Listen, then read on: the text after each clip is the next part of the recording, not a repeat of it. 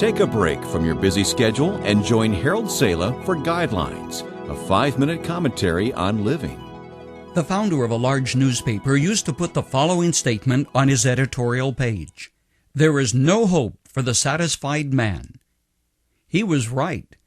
For most of the achievements of the past century have come because somebody was dissatisfied, not willing to accept things as they were.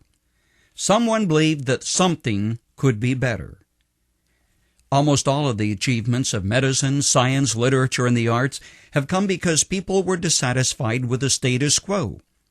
Satisfaction is the enemy of progress. But notice, if you would, that being dissatisfied and being discontent are two entirely different things. Most of the time we think of an individual who is discontent with something as being dissatisfied. Not necessarily true. You can be dissatisfied with things as they are and try to improve them, while you are still content and at peace with yourself and God. Is it possible? I think it is. Let me show you how. Paul, the writer of 13 New Testament books and the one to whom we owe a great debt of gratitude, was one of history's most dissatisfied individuals. Yet he had an emotional and spiritual equilibrium that kept him from cracking under the stress and the pressure of life. When you study his life, you will agree that he was often dissatisfied. In his letter to the church at Philippi, he said literally, "Look, I haven't arrived, I'm not perfect, but I'm going to do this very thing, namely, forget what is past, and I'm going to press on towards my goal, which is in Christ Jesus." Yes, he was dissatisfied with his personal life. He constantly wanted to do better. He often felt he wasn't good enough.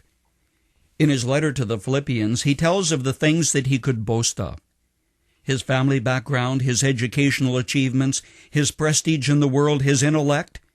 Yet he said, "Every advantage that I have gained, I consider lost for the sake of Christ." His dissatisfaction with his personal self and the world around him motivated him to push on, to do more, to take one more trip. But the big question is this: in a less than perfect world, is it possible to really be content? Paul says it is. In the same letter that he spoke of his dissatisfaction, he said, "I have learned to be content whatever the circumstances. I know now how to live when things are difficult, and I know how to live when things are prosperous. In general and in particular, I have learned the secret of facing either poverty or plenty." From the standpoint of logic, dissatisfaction and contentment just don't mesh together. Paul himself told us how to cope.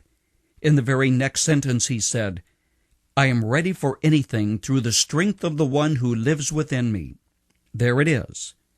Discontent with negative circumstances, yet content in the circumstances because of the indwelling presence of Christ. Paul spoke of this secret, if we could call it that, when he wrote to the Galatians. "I live," he said, "yet not I, but Christ lives in me. And the life which I now live, I live by the faith of the Son of God who loves me and gave himself for me." Two prepositions make the difference: with and in. When bad things happen, you're unhappy with the circumstances, the people who disappoint you, the tough breaks of life. Yet you can be content in times of distress and difficulty. And that takes the hand of God. Paul's secret can be yours too.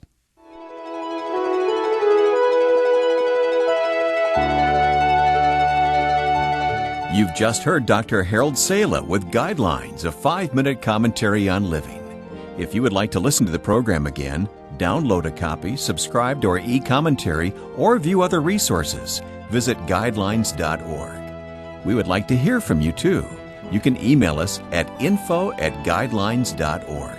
That's info@guidelines.org. Thanks for listening, and we invite you to join us again for the next edition of Guidelines.